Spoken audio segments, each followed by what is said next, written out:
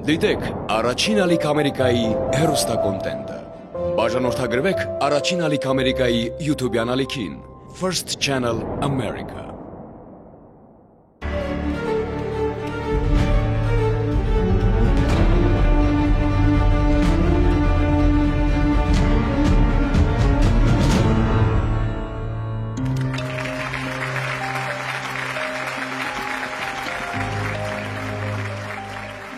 Բարի երեկո, եթերում «Սպասիր ինձ» հաղորդաշարն է, եւ մենք Խորեն Լևոնյանը եւ Աննա Ավանեսյանը։ Մեզ հաճախ են հարցնում, մարդը ինչպես կարող է իմանալ, փնտրում են իրեն թե ոչ, եթե չի հետևում հաղորդաշարի թողարկումներին։ Հենց այս հարցով ամենահետաքրքրված բոլոր մարդկանց հիշեցնում ենք «Սպասիր ինձ» նախագծի կայքի մասին։ Պարզապես մուտք գործեք կայք եւ համապատասխան տողում լրացրեք ձեր անուն ազգանունը եւ անմիջապես կիմանաք, եթե որևէ մեկը որոնում է ձեզ։ Իսկ եթե դուք մեծ ցանկություն ունեք գտնելու որևէ մեկին, ապա նույն կայքի այլ բաժնում հեշտորեն կարող եք հայտ լրացնել։ Ընդամենը մի քանի րոպե եւ որոնումների մեկնարկը կտրվի։ Ահա այս պարզ քայլերը ձեզ կօգնեն վերամիավորվել նրանց հետ, ումից վաղուց լուրեր չունեք։ Իսկ մեր թիմը այդ պահն իրականություն դարձնելու համար կներդնի ամբողջ ներուժը։ Դե ինչ, սկսենք այսօրվա թողարկումը, իսկ ձեզ հետ ապագա հայտատուներ կհանդիպենք մոտակա թողարկումների ընթացքում։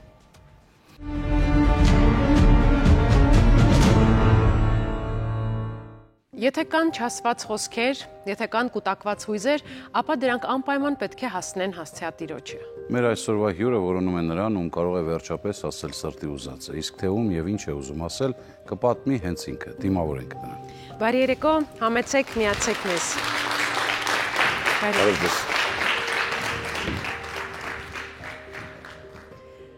Խնդրում եմ ներկայացեք եւ պատմեք ձեր պատմությունը։ Ես Արմեն Խաչատրյանն եմ, ապրել եմ Շահումյան փողոց, այսօր Մոսկվայի տունն է։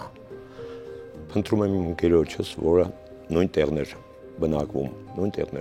քանդելուց հետո այդ Մոսկվայի տունը արդեն չեմ կարող է, հետքերը չեմ գտնում։ Ձեր ընկերոջ անուն ազգանունը կխնդրեմ եւ մի փոքր պատմեք նրա մասին։ Այ ազգանունը չեմ հիշում ես, անունը Լևոն էր։ Լևոն։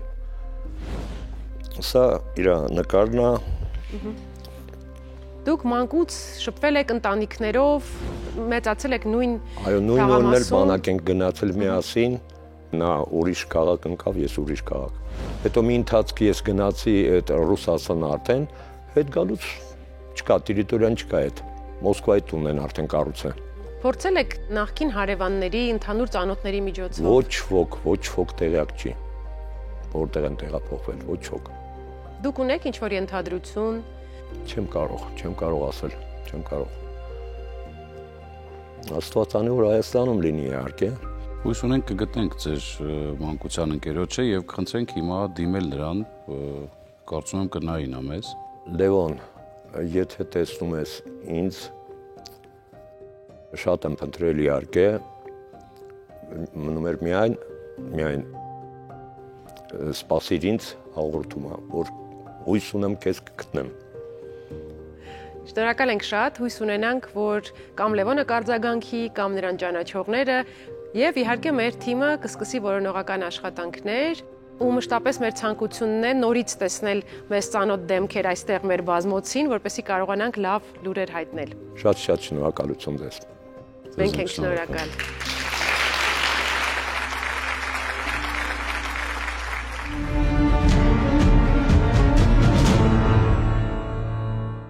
Հաճախ ենք մեզ հարց տալիս, ինչ է արդարությունը, ինչու ոմանց դեպքում այն հաղթում է, իսկ ոմանց համար մնում է միայն երազանք։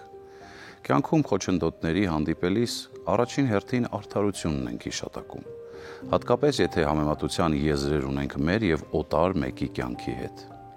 Դրանից խուսափել չի հաջողվել գրեթե երբեք։ Կյանքի դժվար իրավիճակները ուզես թե չուզես ստիպում են մտածել այդ մասին։ Հատկապես սուր է նկատվում այդ թեման մարդկանց մոտ, որոնք ինչ-ինչ պատճառներով բաժանվել են հարազատ մարդկանցից։ Ցավոք հաճախ ենք լսում պատմություններ, երբ կենցաղային կամ այլ խնդրի շուրջ վիճաբանությունը ազգականների թշնամության պատճառ է դառնում։ Իրարից վիրավորված տարիներով չեն շփվում ու ինչ-որ պահի վերջնականապես ջնջում միմյանց իրենց կյանքից։ Մի այլ դեպքում կյանքի բերումով իրար կորցրած ազգականները տարիներով երազում են հանդիպման մասին, կարոտից տառապում են, որոնում են, բայց չեն գտնում միմյանց։ ու հենց նման դեպքերում ապավինում են արդարությանը։ Մենք չենք դատում, չենք քննադատում ու առավել եւս մենք չէ որ պետք է որոշենք ինչն է արդար, ինչը ոչ, բայց վստահ ենք մի բանում. եթե կա հնարավորություն, ուրեմն դրանից պետք է օգտվել։ Եթե կարող ենք օգնել, ուրեմն մենք դա անում ենք։ Սպասիր ինձի այսօրվա հայտատուն դիմել է մեզ հույսով, որ որոնումների հաջող արդյունքը կլինի արդարության վերականգնումը։ Դիտենք տեսանյութը։ Ուղևորվում են Գեղարքունիքի մարզի Ձորավանք գյուղ։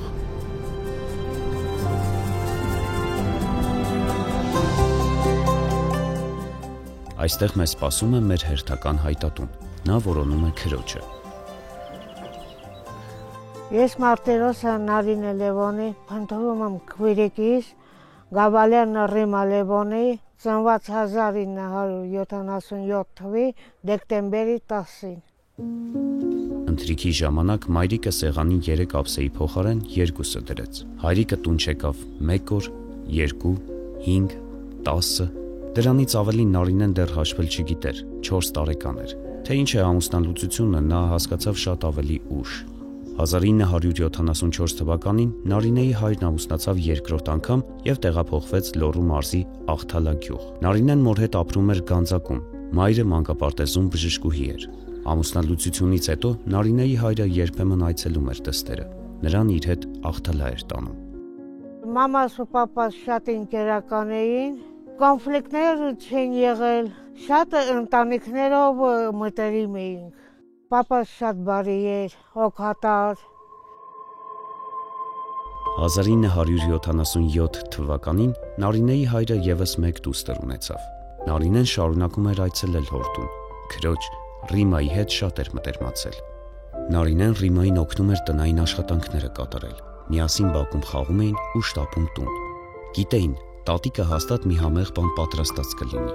Հետո Նարինեն ընդունվեց Գանձակի տեխնոլոգիական տեխնիկում։ Շատ եմ սիրում իմ քույրիկին, մեր մանկությունը, անցկացրած իր հետ։ Բարի էր, հոգատար։ Քույրերի կապը խզվեց 1990-ական թվականների սկզբին։ Աղջիկների հայրը մահացավ, Նարինեն ամուսնացավ եւ տեղափոխվեց Ձորավանք։ Որոշ ժամանակ անց Նարինեն հանդիպեց հին հարևաններից մեկին, իմացավ, որ Ռիման փոխել է բնակության վայրը։ Քրոջ նոր հասցեն նա գտնել չկարողացավ։ Վերջին անգամ գնալուց հետո հետ գալուց գրկախառնվեցինք, համբուրվեցինք, իրանք ինձ ճանապարհեցին դեպի մեր տուն, դրանից հետո կապը կտրվեց։ Հիմա ուզում եմ որ գտնեմ քույրիկիս նորից կապը պահպանենք, ընկերություն անենք, իրան շատ եմ կարոտում։ Ինչ եք կարծում, կան արդյոք սխալներ, որոնք հնարավոր չէ ներել։ Երևի այս պահին ձեզնից յուրաքանչյուրը հիշեց սեփական կյանքից որևէ դրվագ կամ մարդու, որ մինչ օրս առաջացնում են կասկածներ ու անպատասխան մնացող հարցեր։ Բայց կարևոր է նաև հիշել, որ ներումը միշտ չէ, որ արարքի արդարացման համար է, այլ առաջին հերթին այն ցավից ու վիրավորանքից ազատվելու միջոց է։ Որոշ մարդիկ ուժ են գտնում իրենց մեջ եւ ներում նույնիսկ ամենածանր սխալները ու անցնում առաջ, բայց դա չի նշանակում, որ մոռանում են կամ շարունակում են շփվել իրենց հետ վատ վարված մարդու հետ։ Անցյալ տարի մեր թողարկումներից մեկում մենք ներկայացրինք Բաբկեն Եսայանի պատմությունը։ Ամբողջ կյանքում նա վստահ է եղել, որ իր առաջին ամուսնությունից ծնված երեխան մահացել է։ Մինչև մի օր պարզեց, որ նրան հնարավոր է խաբել են։ Առաջարկում եմ վերհիշենք պատմությունը։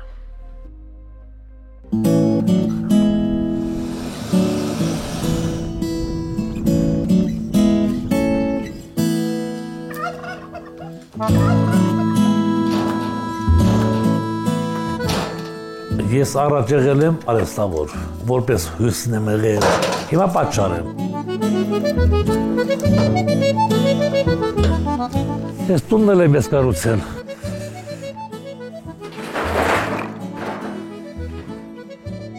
Ես Բաբկեն Բորիսի Եսայանս, ծնվել եմ Շամշադինի շրջանի գյուղ Նորաշենում ու ապրել եմ ստեղ։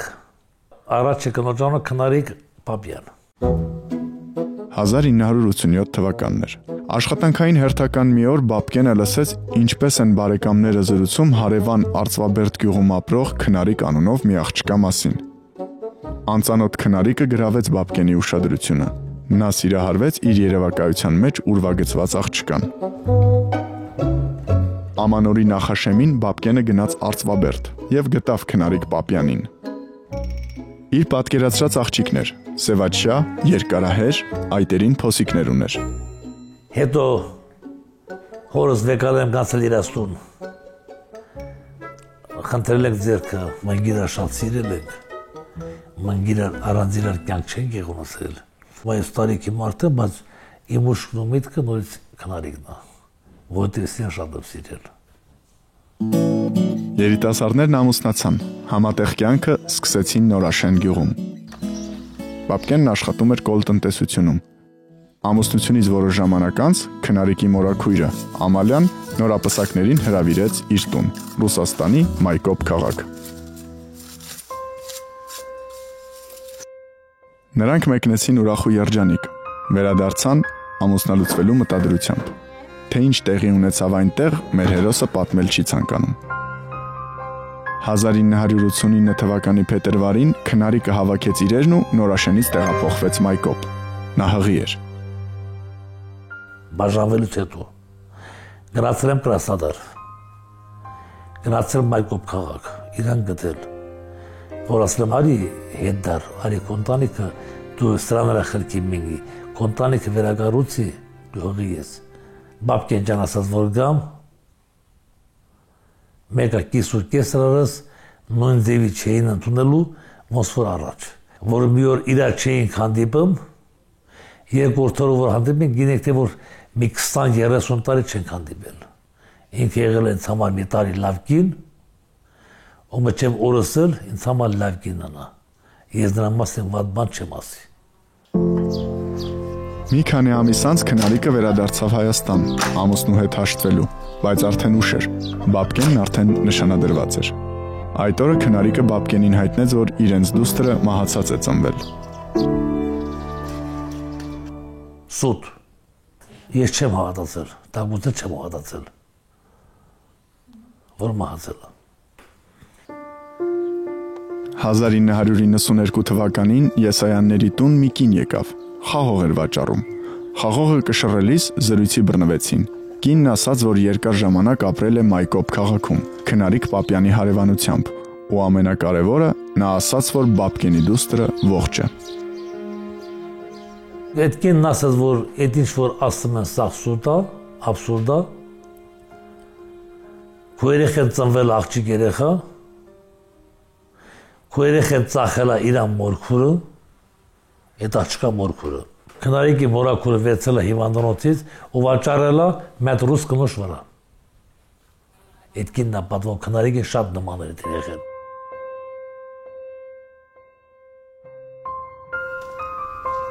Խաղող վաճառող կինը Քնարիկ Պապյանի բնակության նոր հասցեն չհայտնեց։ Երեխային որդեգրած ռուս կնոջ մասին տեղեկություն եւս չկա։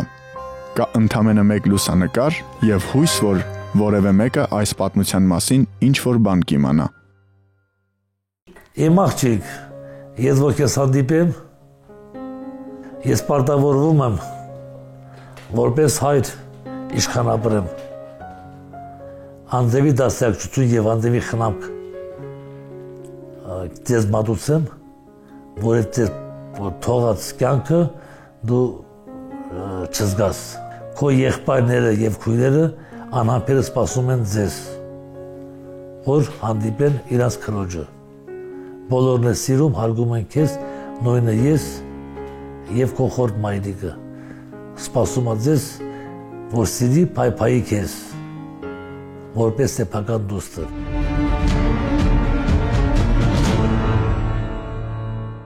Այսօր Բաբկենին հրավիրել ենք մեր տաղավար, որպեսզի փորձենք հասկանալ այս պատմության մանրամասները։ Բարև ձեզ Բաբկեն, համեցեք։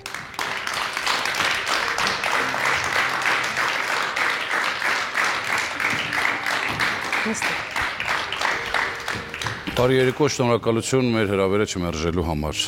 Բաբկեն, խնդրում եմ պատմեք մեզ, արդյոք այս ընթացքում, երբ տեսանյութը ցուցադրվել է մեր եթերում եւ մինչ այն պահը, երբ դուք եկել եք մեր տաղավար, ինչ որ բան փոխվել է ձեր կյանքում։ Նոր տեղեկություններ ձեր դստեր մասին, ձեր ընկերների, հարազատների արձագանքը, գուցե ինչ որ մեկը մի բան հիշել է։ Չէ, ոչ մի բան։ Եկեք վերհիշենք որտեղ եւ երբ է ծնվել ձեր դուստրը։ Իմ դուստրը ծնվել է Մայկոպում, Գրադար քաղաքում։ Ապրիլ ամսից մինչև մայիսի կեսերը։ Թվականը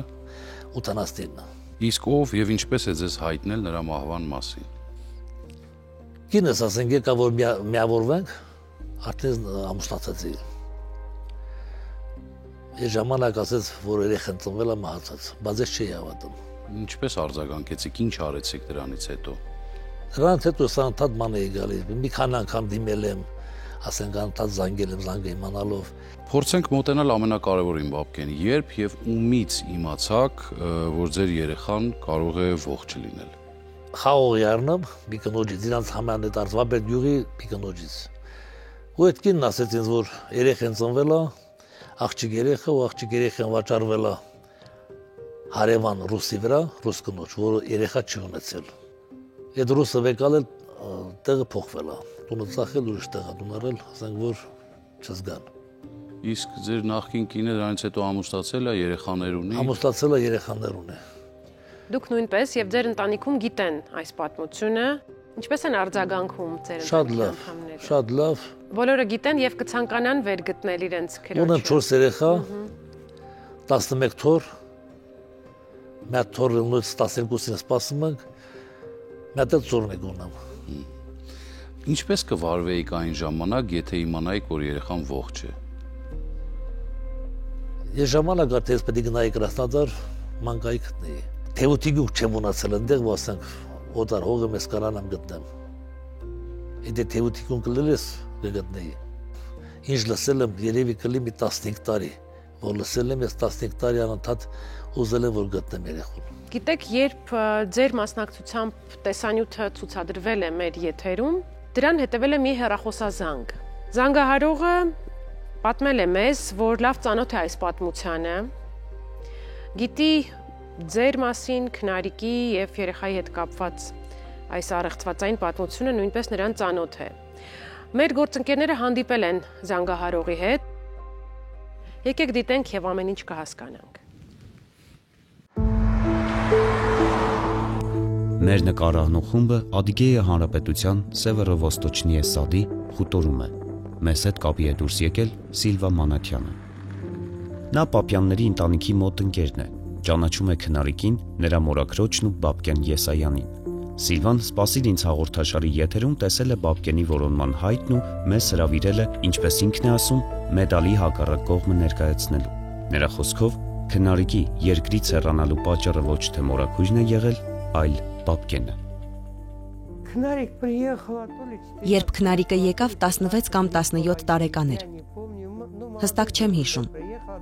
բայց շատ երիտասարդ էր։ Ես ճանաչում եմ նրա մորաքրոջը։ Միասին կոլտնտեսությունում ենք աշխատել։ Նա հոգեպես ճնշված էր։ Ինչ-որ բանից վախեցած։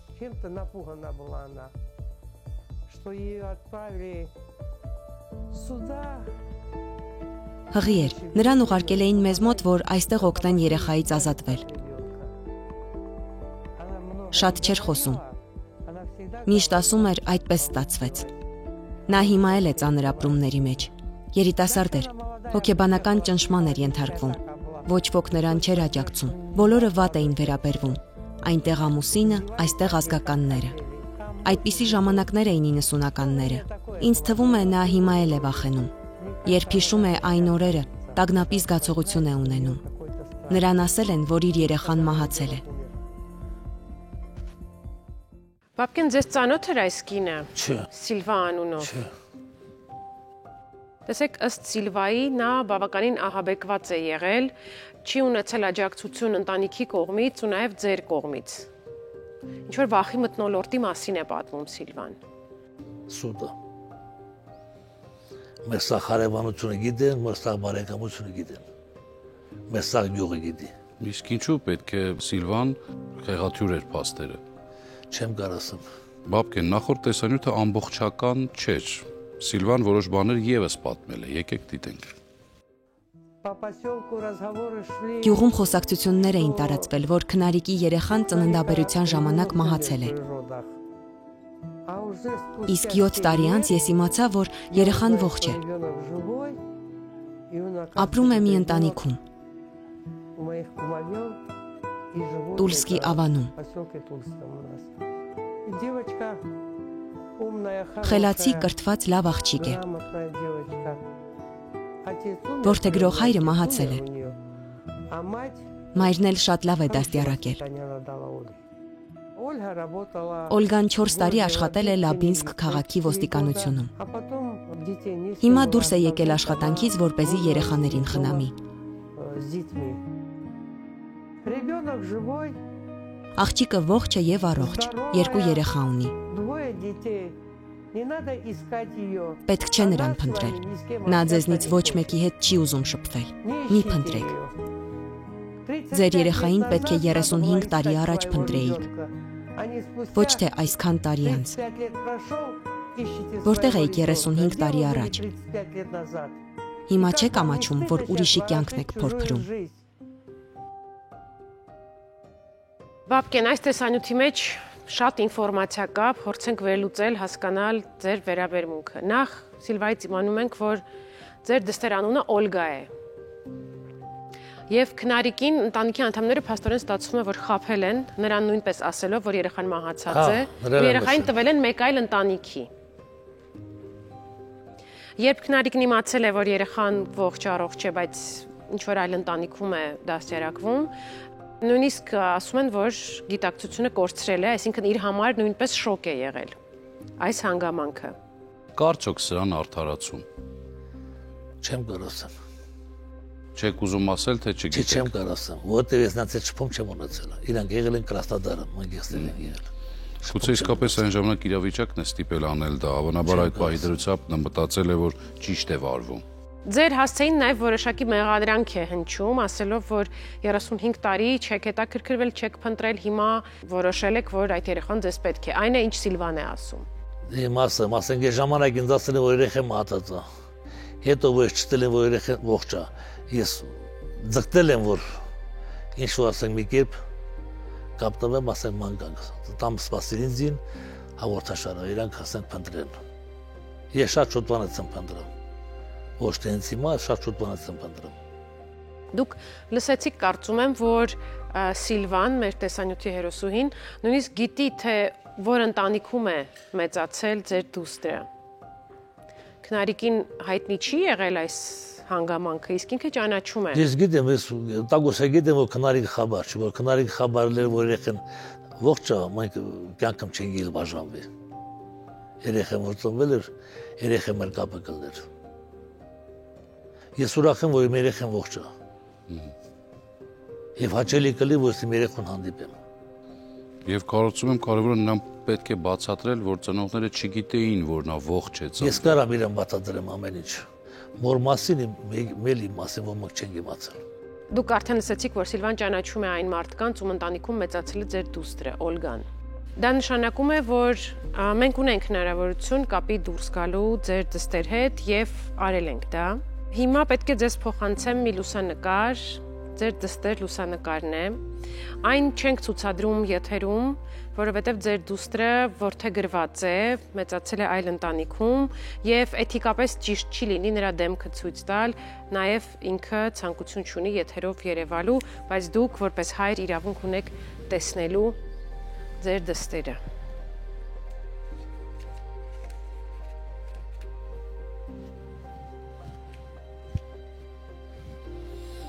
Դուք կարող եք հանել ծրարից լավ ուսումնասիրել, պարզապես եթերով չի երևա դեմքը։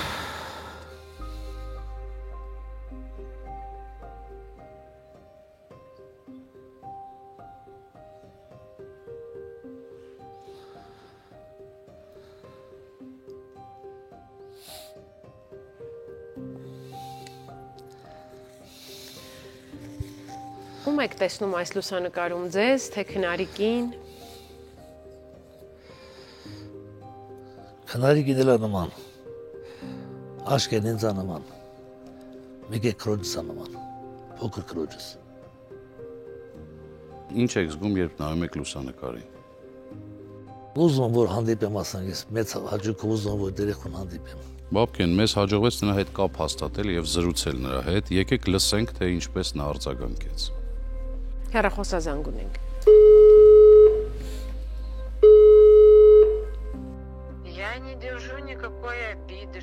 Ես ոչ մեկի հանդեպ վիրավորանք կամ չարություն չեմ զգում, ամենևին։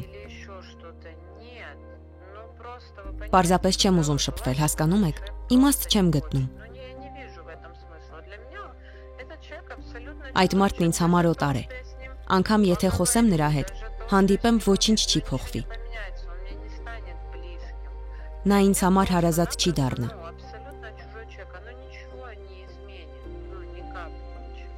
Կարող եք ինձ տալ նրա հեռախոսահամարը, եթե երբևէ ցանկություն առաջանա, ես ինքս կզանգահարեմ նրան։ Բայց նա երկար ժամանակ չի իմացել, որ դուք ողջ եք, եւ իսկապես շատ է ուզում շփվել ձեզ հետ։ Եթե ցանկություն առաջանա, ես կզանգահարեմ եւ կխոսեմ նրա հետ։ Իսկ մենք կարող ենք նրան փոխանցել ձեր կոնտակտները։ Ոչ։ Լսեցիք ձեր դստեր պատասխանը, բավականին կտրուկ։ Ինչ եք կարծում, արդյոք սա շոկ է, պաշտպանական ռեակցիա։ Հնարավոր է։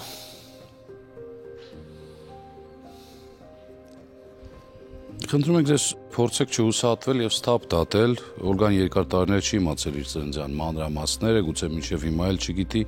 Հավանաբար նրա համար ճշմարտությունը եւս մեծ հարված է եղել, այնինչ ասում է կարող է ուղղակի ճիշտ է ասում անան պաշտպանական ռեակցիա լինել։ Տպավորություն է նաև Աննա ինձ մոտ, կարծես թե նա ասում է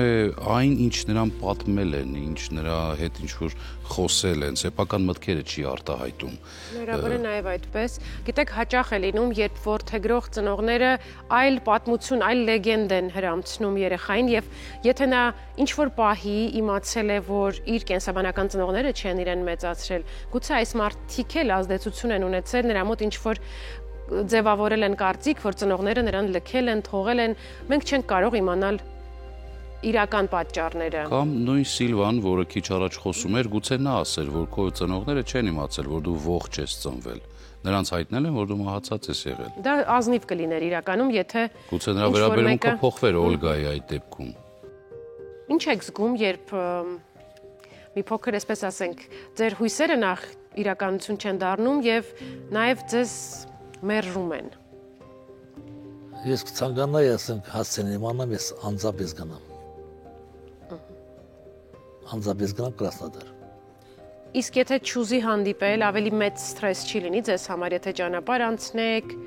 գնաք հասնեք ու նորից մերժվեք, այսպես։ Հնարավոր չէ։ Կշարունակեք։ Բայց չէ վեշ կպայքարեմ։ Իդեպ մեր գործընկերները ձեր համարը փոխանցել են Օլգային, հույս ունենալով, որ մի օր ինքը ուժ կգտնի իր մեջ, գուցե անցնի ժամանակ, գուցե ընտանիքի անդամները նրա հետ զրուցեն, ինչ որ մեկը ազդի։ Մի խոսքով, մենք հույս ունենք, որ ժամանակ կանցնի, ինչ որ գործոններ, բարենպաստ գործոններ կդասավորվեն այնպես, որ նա ցանկանա կապի դուրս գալ։ Գուցե նաև արյան կանչը։ Այո, ամենակարևորը։ Մեզ մնում է մաղթել ձեզ ուժ եւ համբերություն, հուսանք Օլգան կտեսնի այս թողարկումը, կլսի ձեզ եւ կապի դուրս կգա։ Շնորհակալ ենք ձեր ներկայության համար։ Հաստատակամ եք շարունակելու։ Չէ վեճ։ Շնորհակալ ենք ձեր ներկայության համար, ձեզ ուժ, համբերություն, հուսանք Օլգան կտեսնի այս հաղորդումը, ձեզ կլսի եւ կապի դուրս կգա։ Ամենայն բարիք ձեզ։ Շնորհակալություն։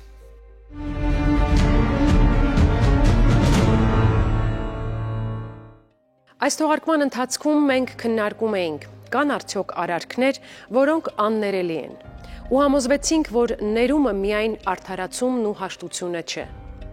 Ներել չի նշանակում ընդունել, որ արարքը ճիշտ էր կամ թույլատրելի։ Ներել պարզապես նշանակում է այլևս թույլ չտալ, որ ցավն ու վիրավորանքը կառավարեն քեզ։ Անկամ եթե ներում ես մեկին, ով երբևէ նեղացրել է քեզ, պարտադիր չէ, որ սկսես շփվել նրա հետ։ Երբեմն ներելով պարզապես փակում ենք անցյալի դուռը եւ գնում առաջ։ Թող որ այս պատմությունն ավարտվի փոխադարձ ներումով, եւ ով գիտե, գուցե մի օր կարողանան կրկին հասկանալ իրար։ Մի կորցրեք իրար, փնտրեք իրար անկախ ամեն ինչից եւ սպասեք ինչ էլ որ պատահի։ Եթերում սպասիր ինձ հաղորդաշարն էր, մինչ հանդիպում։